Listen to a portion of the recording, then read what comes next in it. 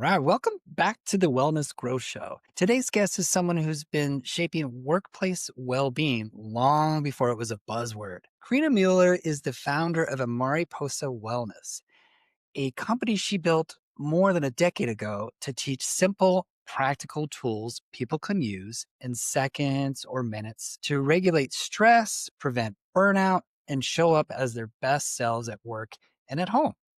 Karina has trained employees across industries, banks, tech companies, hospitals, real estate groups, and her work spans group programs, bespoke one on one sessions for stressed founders, and increasingly professional skills like communication, general fluency, and active listening. She's passionate about helping organizations stop thinking of wellness as a nice to have perk and start seeing it as a strategic business driver tied to performance, retention, and culture.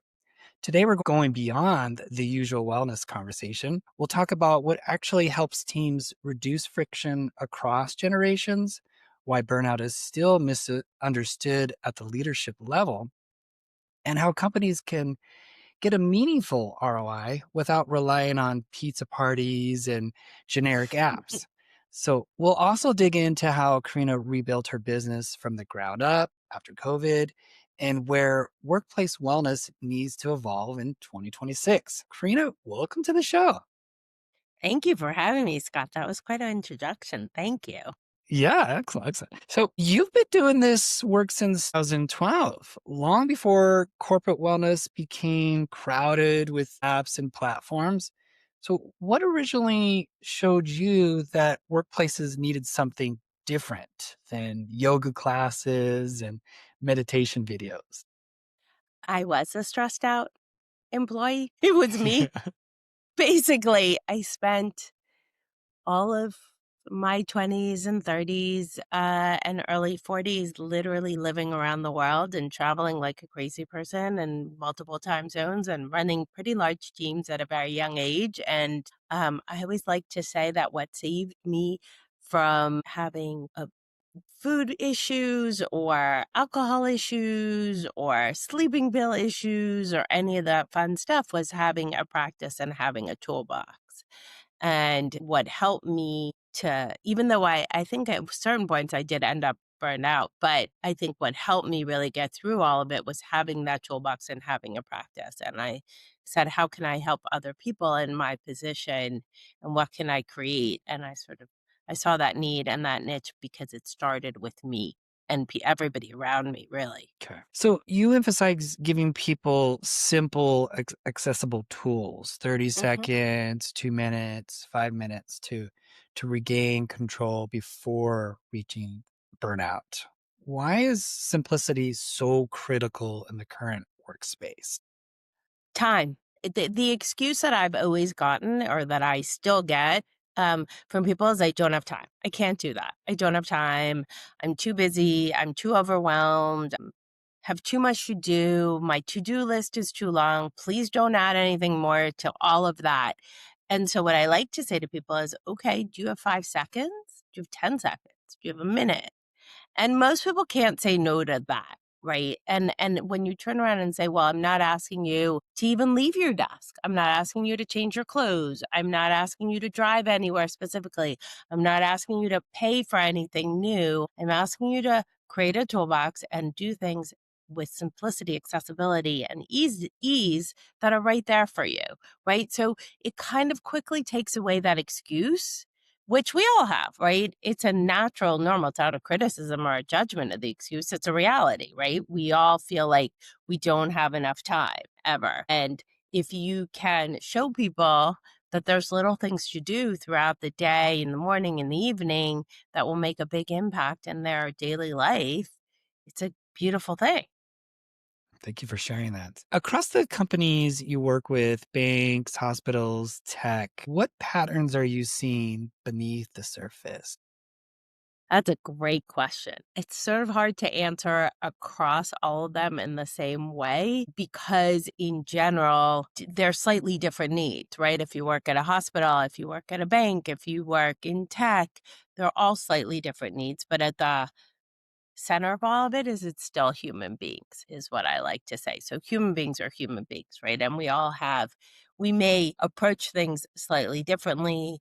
Our hours may be slightly different. Our makeup, of course, will be different, but there is always a human being behind all of it, right? And the potential of feeling overwhelmed and frustrated and exhausted and stressed is across all of it. Some may be more open to recognizing it and doing something about it, and others may not. Also, the levels of stress, right? The urgency. If you're an ICU nurse or an ER doctor, that's going to be a little bit different in the urgency as a software developer or a private wealth manager, right? I'm not diminishing the stress. They all may have stress. They all may have frustration. They all may be overwhelmed in emotions, but urgencies may be slightly different, right? And so having that awareness is important, but also recognizing human beings are human beings, I think is really important.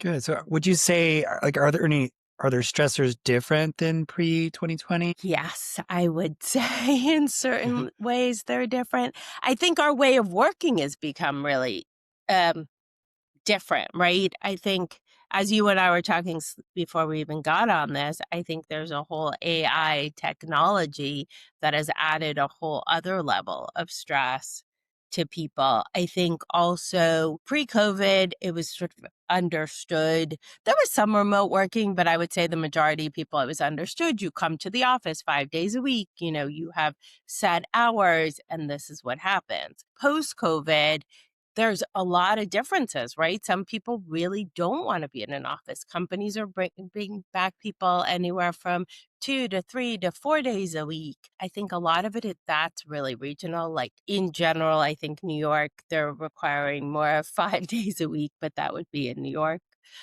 thing, but other companies. And so that level of stress has come back, right? Where people are trying to decide.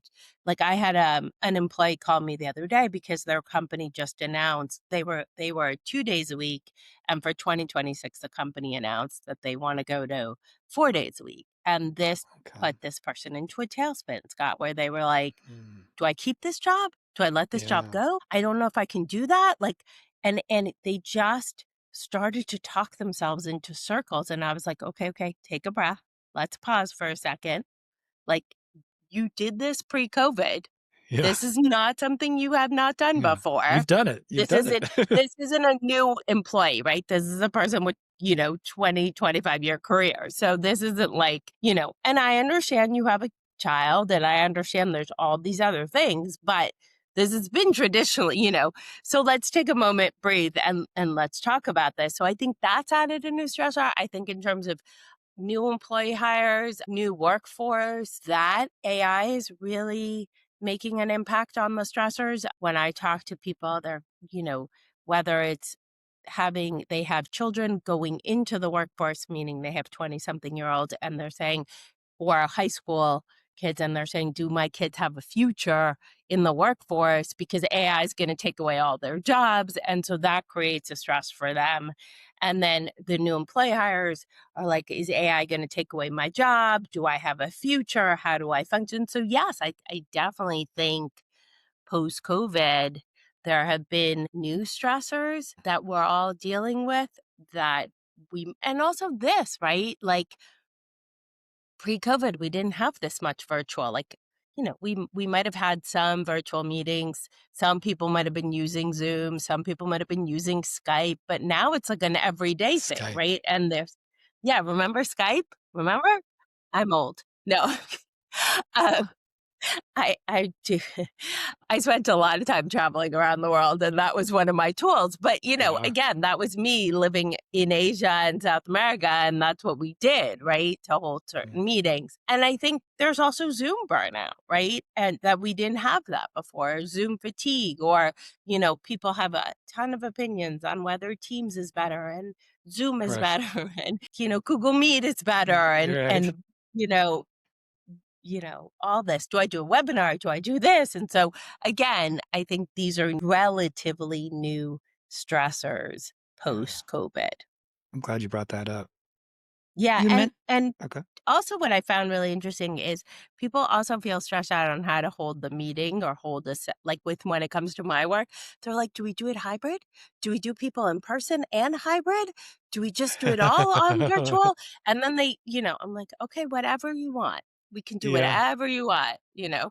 So Interesting. Okay. So you mentioned we're in the first era with 4 to 5 generations working together and that misunderstandings are exploding. What are the most prominent friction points organizations miss? taking a moment to be aware of who's in front of you and understanding that their background, their generation is informed how they're showing up at work, right? And how they're performing. Right, and I've said this to you before in our talk, and I tend to say this a lot, might get me into a bit of trouble, but, sometimes it's fun to make fun of the Gen Zers, but, we can't blame them for everything, and sometimes we like to do that, right, and that's unfair. That's not the way to do it, right? Just like we tend to like to make fun of boomers in the same way, or we all have strong opinions of each generation. I've taught workshops around this. We do this really fun thing where we say to everybody interactively, name a word that you think represents a generation, and all these word cloud pops up, and everybody has all these different words for each generation, and it is hilarious, Scott. Like, it's really funny how how everybody sort of views each other, and we do it as sort of like a fun thing just Oh, to understand where everybody's thinking and processing, that's great. Okay. and it's great. Like, it's Yeah. it's amazing.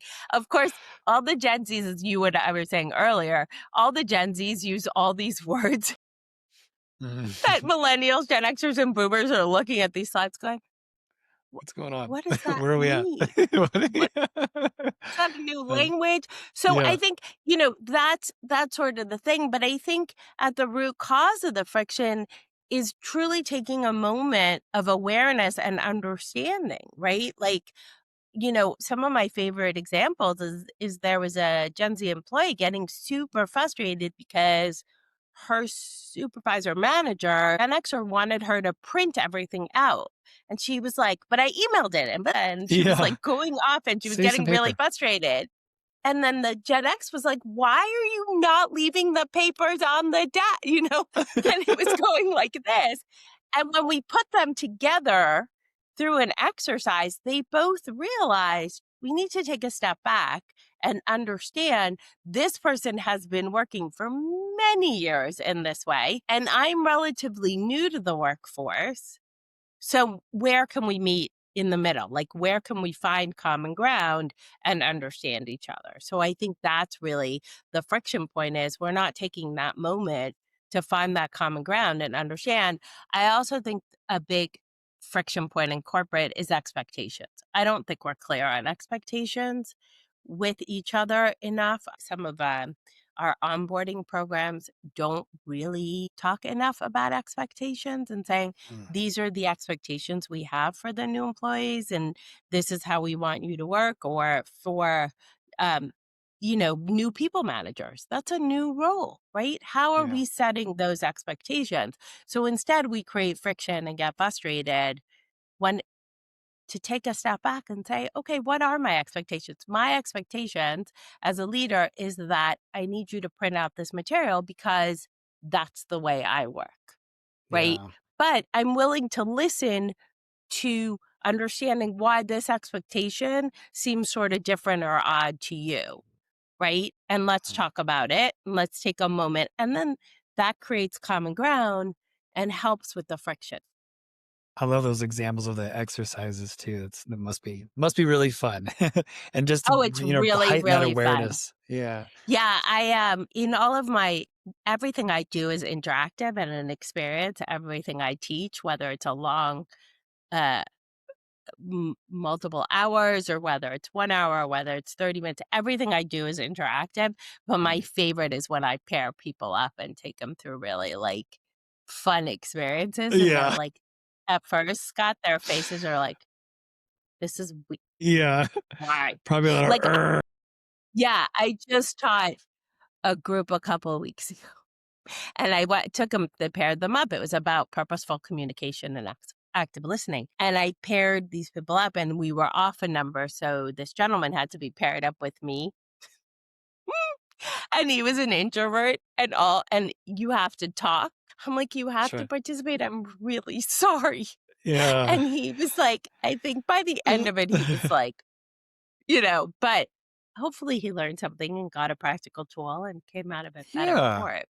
I'm But sure it sometimes, helped yeah, him. it can be He a probably little bit went home and uncomfortable. yeah. Yeah. But that's the thing too, right? Is like, get uncomfortable. People don't want Yes. to, but it's good for you. So you had said something to me before that is really powerful, and how and where you were raised determines how you present at work. So what's an example of this that leaders often overlook? Well, I mean, it goes back to that multi-generational thing, right? Like, if we stop, we've had some really interesting conversations with Gen Z in particular, and stopping to think about how COVID impacted them in particular, right? Where we look at the fact that they maybe were in high school through COVID or maybe college, right? And those social skills or those communication skills or that impact of all of a sudden being in a classroom, and then the next day you spent the next year doing everything virtually, right? And how did that Yeah, impact you? And how did that impact your learning experience and your communication skills and your awareness is really important, right? And also, massive. I think the stressor and the emotional aspect of that, I think, is really important to consider. And so that presents to how they show up at work, right? Because they're so used to being behind a screen. And Yeah, they got also forced for into it. them, Mhm. technology is completely innate. It's not something they got later. It's not something they learn later. It's completely second nature, innate to them. Right. And so there's some funny memes. I don't know if you've ever seen them, but where there's a younger person sitting at a desk and the boss comes over and they're like, could you please make a phone call? And they're like, a what? And they're like, "A Yeah. phone call," and the employee's like, "A what?" And meanwhile, the employee has their phone in front of them on FaceTime. Yeah. And the boss is like, "But you're on a call, like, you're using a phone." And they're like, "Oh, no, this is FaceTime." And Right. it's really funny, right? Or if you look at, Gen X and the whole latchkey and lots of independence and, as Gen Xers, we joke that, like, we don't know how we survived because, seatbelts weren't a thing and car seats weren't a thing, and, like, we were just thrown around and figured it Yeah. out, right? And it was like, "Wow, you're alive. Aw. Woo!" Our parents managed to keep us alive. And so that also presents how we show up at work, right? We're fiercely independent. We don't have a ton of patience for things because we had to figure it out on our own, you know. But that's how we present. And then millennials fall somewhere in the middle. I like to say, I was taught by them and Gen Zs that there's a term called zillennials, which is younger millennials, older, and then you've got the older millennials that tend to lean more Gen X. And so again, if you look at millennials, they they went through this whole 9/11 and change in security and how that impacted them, right? And then if you look at boomers, they really went through the gamut when it comes to technology, right? They went from like the radio to the TV to the computer to these virtual, like, so all of that informs how we show up at work. And then, if you talk about background and culture, um, there are people that, like, I grew up with multiple languages in my home, and that presents on how I show up at work too, right? Or I Yeah. may speak quicker, or I speak with my hands, as you can see. There's little subtle things too that are informed by and I also talk a lot about first gen because I do a lot of work with diverse founders and diverse leaders and entrepreneurs, and a lot of them are first gen. right? And that also informs whether they're first gen college, first gen graduate, first gen success, right? I'm a Yeah, first gen in this country. My parents were amazing, but I wasn't born here, right? Like I showed up here as a kid and it's all, from South America. So I think that also informs us at work. sure. Yeah. So we see companies buying apps or doing step challenges instead of addressing real issues. From your perspective, why does corporate wellness still get framed as a cost center instead of like a performance driver? That's an amazing question. And I wish I had such a brilliant answer. Because it is, like, one of my biggest pet peeves. I think it's, a lack of understanding, and I don't say that as a criticism or a judgment, I say it as sort of a statement. I think people who run the cost centers, right? The CFOs, the COOs, the HR, there's such a delicate balance happening in finance and expenses and, you know, um, unfortunately, benefit costs have risen tremendously since COVID. And so that impacts budgets. And I think so. I think it's really a lack of understanding. And what I try to promote or teach people is it's beyond a healthier workforce. I get having a healthy workforce and like step challenges and giving people a watch and, all those gadgets. That's great. And that's amazing, but you're not really educating people, right? And when you start to really educate people on what it means to be healthy, lead a healthier life, wellness, mental health, they begin to perform better.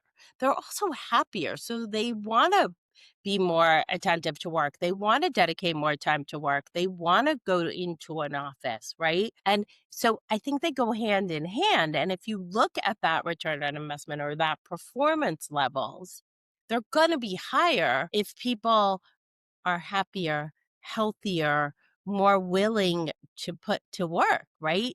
But if you have a burnt out, exhausted, overwhelmed workforce, it's going to impact your bottom line. So I think people don't look at it as that level of understanding. I think they more look at it as, oh, wellness is another perk or it's a benefit like healthcare benefits. And what I'm trying to say is it's a need.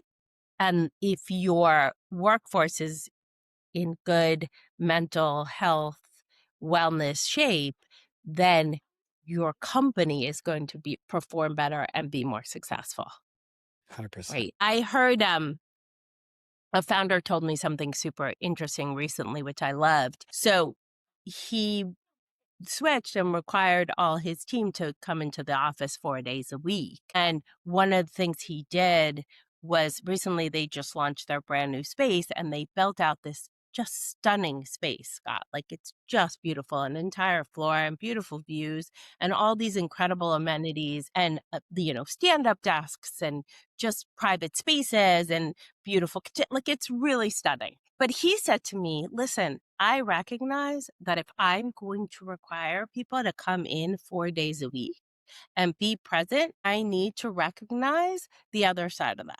So I'm going to give them a beautiful environment that they want to come to work in. I love it. I'm going to offer perks that are going to motivate them to come to office. So Yeah. they do I get to really fun. go. Yeah, exactly. And Huh. he even said to me, he goes, we have different kind of ERGs. He's like, we have the sports one and we have this. So they're With really different thinking out. themes or Yeah. And I was so proud of that, right? I was like, wow, that's exactly what I'm talking about. Like, if yeah. you want people to perform at a high level in a high stress environment and you require them to come in 4 days a week, recognize that you're dealing with human beings and create an environment that they really want to be in and that Yeah. they feel taken care of and that they feel heard. And then So everybody important. works better.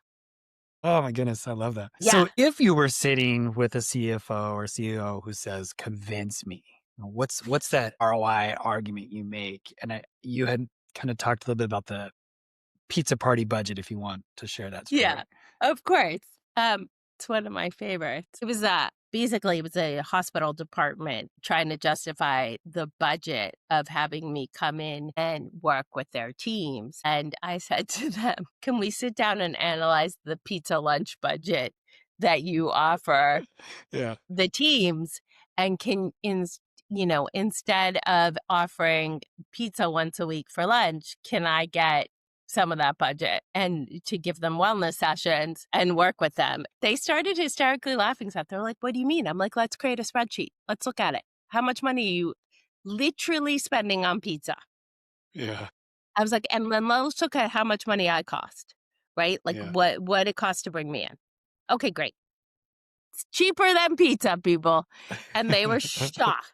And I was like, yeah. So I think I like to say, like, I'm a wellness person that understands the business perspective of things. I mean, I do have an MBA. Sometimes I forget that. But I think it is important to meet people where they're at. So if I'm sitting with a CFO or a COO or a business leader, team leader, someone that has a P&L budget, I try to meet them where they're at and understand that finances are important. I get it. I get that costs are important and all of that. But again, I go back to, okay, let's measure the ROI on this. Let's measure the performance. Look at how many absentee days.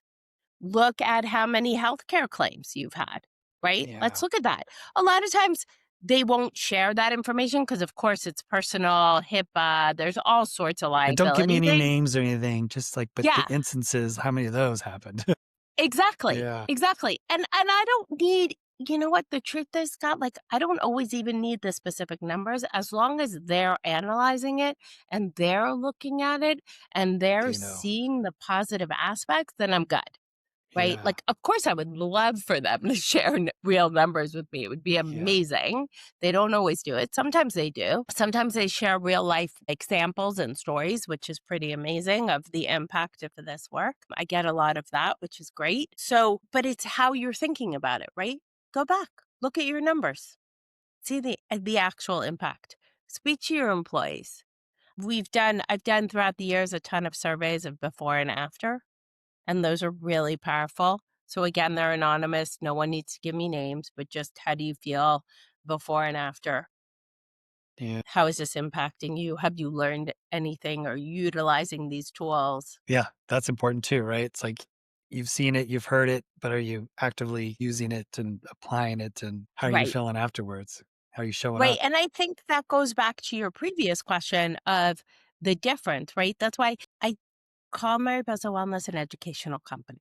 It's not just wellness or just an app. It's an educational company because I really want people to learn this and use it, right? Yeah. And utilize it in their lives. And what I teach, here's my options, here's what works for me. Hopefully, this resonates with you. But if it just triggers a thought to do something else that works for you, great. But find what does work for you and what resonates and put that in your toolbox. Love it. Okay. So thinking back, you had to rebuild your business from zero in March 2020. New platforms, new delivery model, new client expectations.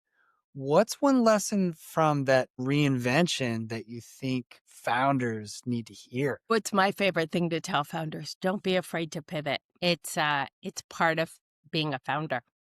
It's Yeah. part of being an entrepreneur. And sometimes, including myself, no one, again, we're all human beings, no one's perfect. But I think sometimes as founders, entrepreneurs, we get locked into the way of doing things and It's like it we has to be don't this like, way.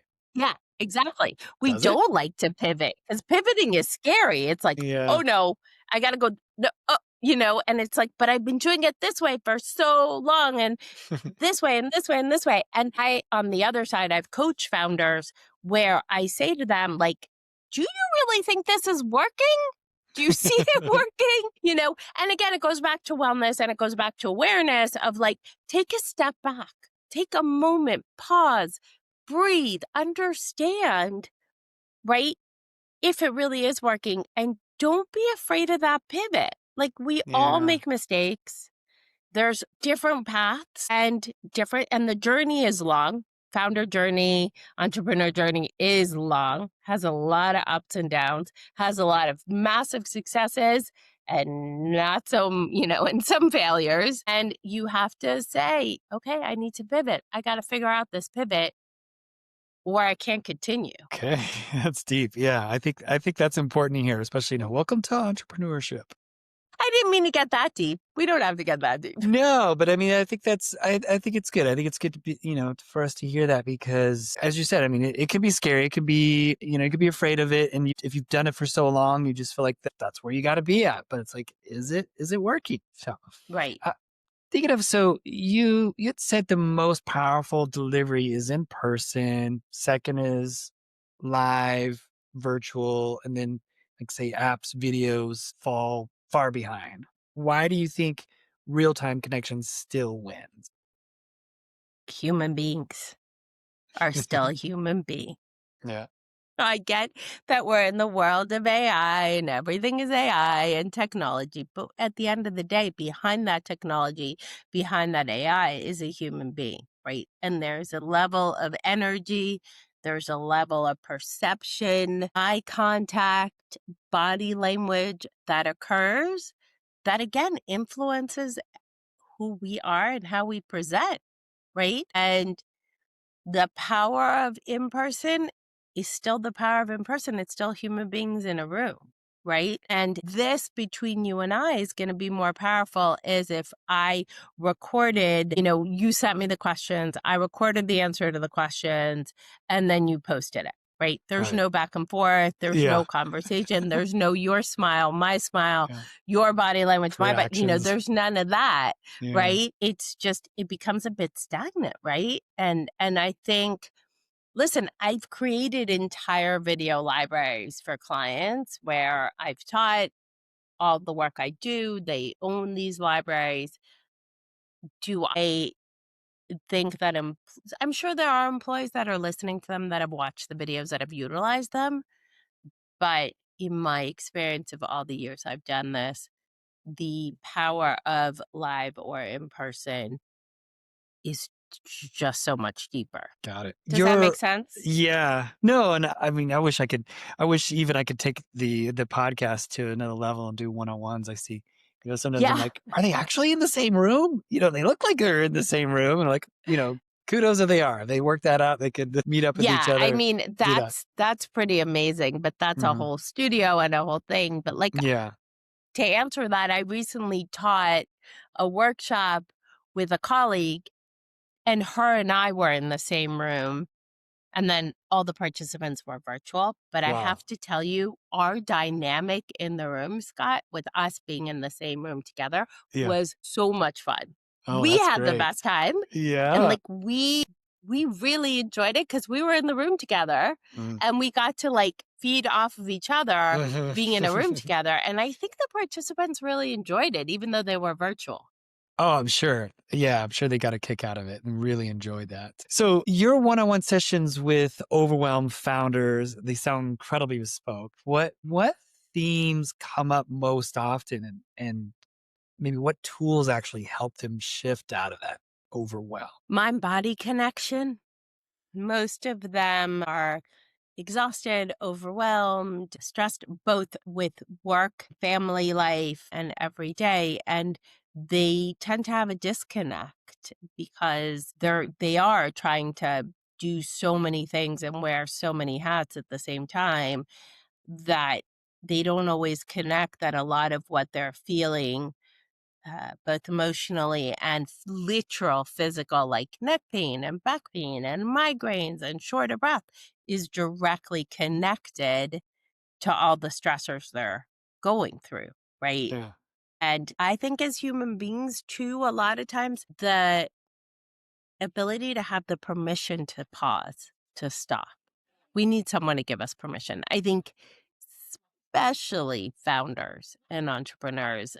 It happens in corporate, don't get me wrong, but I think the stressor of a founder and a founder feeling like, oh my gosh, I can take 30 minutes for myself. I can take an hour for myself. What?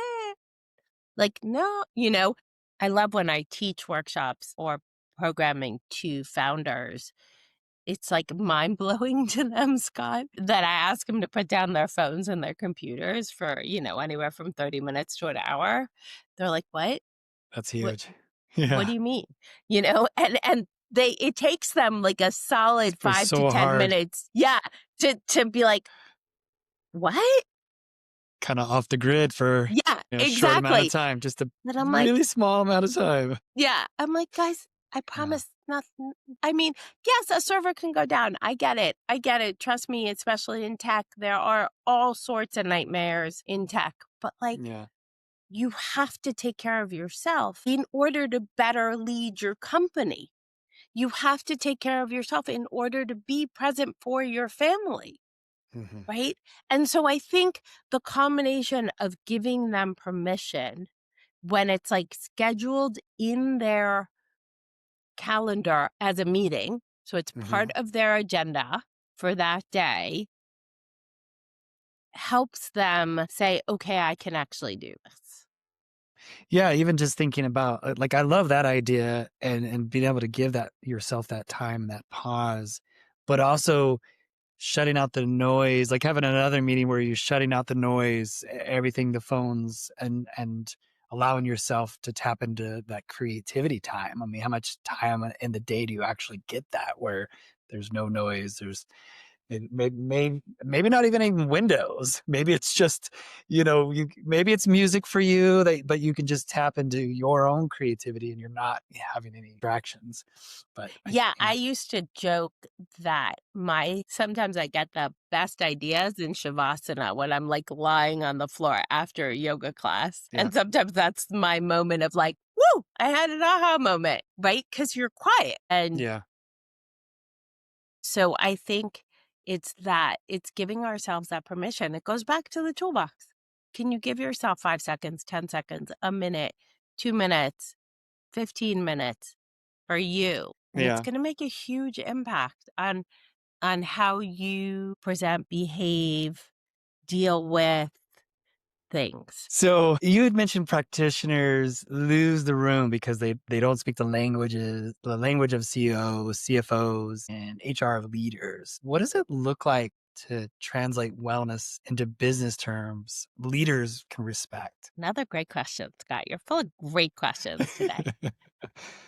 I think it's that. It's understanding return on investment is a real thing. Performance is a real thing. Budgets are a real thing. Numbers are real. Financial projections, real. Don't love them, but real. Don't love Excel spreadsheets. Have a brother who does them in his sleep and does them for everything, and he loves them. It's like a friction point between the two of us. I'm like, can you just create the financial projections for Mariposa Wellness? You can do it for fun. And he's Yeah. like, why am I always doing this for you? And I'm like, because it's fun for you and not for me. Tapping into things like you're good at that. That is, No yeah, frustration from me and it's easy for you. for you. Yeah. Yeah. So I think it's that, right? It's taking a moment and saying, again, awareness, who's in front of me? What is informing this person? How is this person presenting? How am I presenting? What's informing me? Do I understand what this company does?